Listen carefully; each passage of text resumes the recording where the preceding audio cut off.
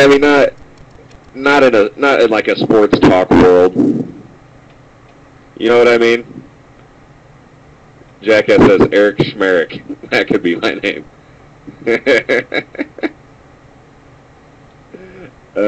E-Mart. You guys are great. But also, I've also noticed that my name doesn't really roll off the tongue so well. You know, Eric Pedigo. That's not like a real. That doesn't sound like a real broadcasty kind of name. You know what I mean?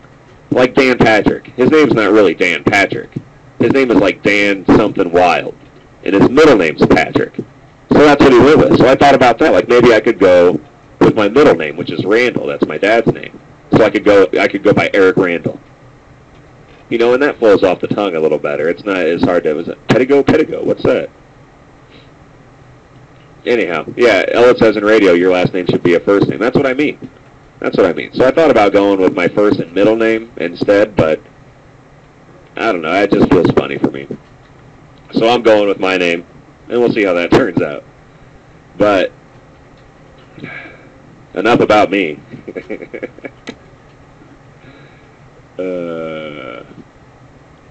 Joe Dumars, number 10, ranked number 10 by ESPN, and the top 2 guards of all time. And like I said, when I thought about this, I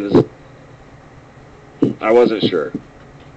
I wasn't sure if he deserved to be there. Jackass says Eric Bob. All right, like Ricky Bobby. But I wasn't.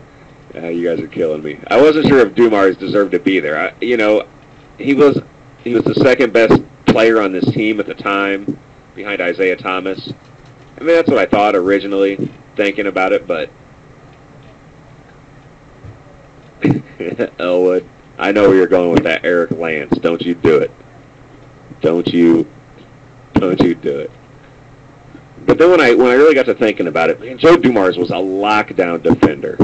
Absolutely lockdown. He probably had the most success when it came to just trying to even stop Jordan. I mean, honestly, Joe Dumars could shut some guys down. He could really play some defense. And then I learned that he averaged 16 points a game. Now, come on, that's pretty good. I mean, playing alongside a guy like Isaiah Thomas,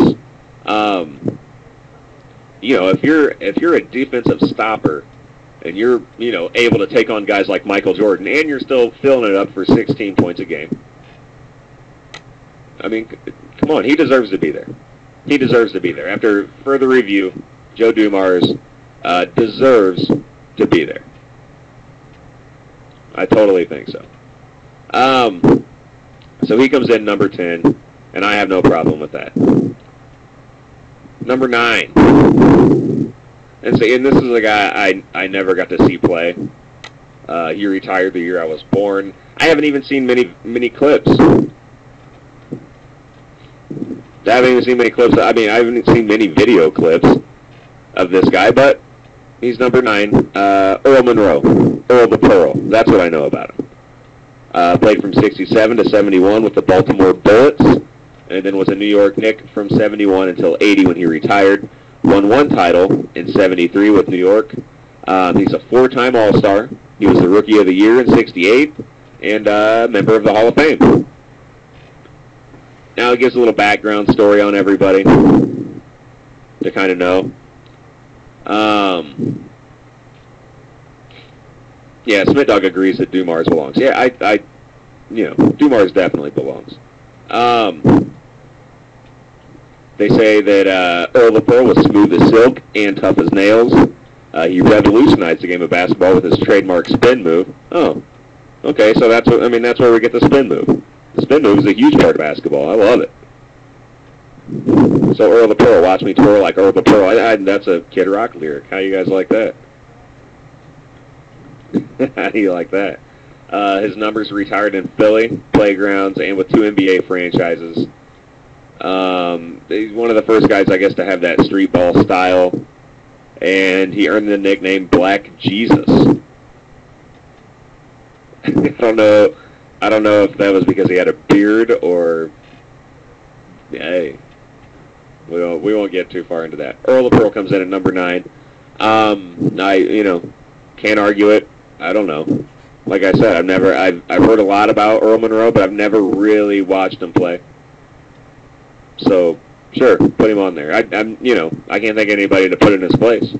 Put him on there.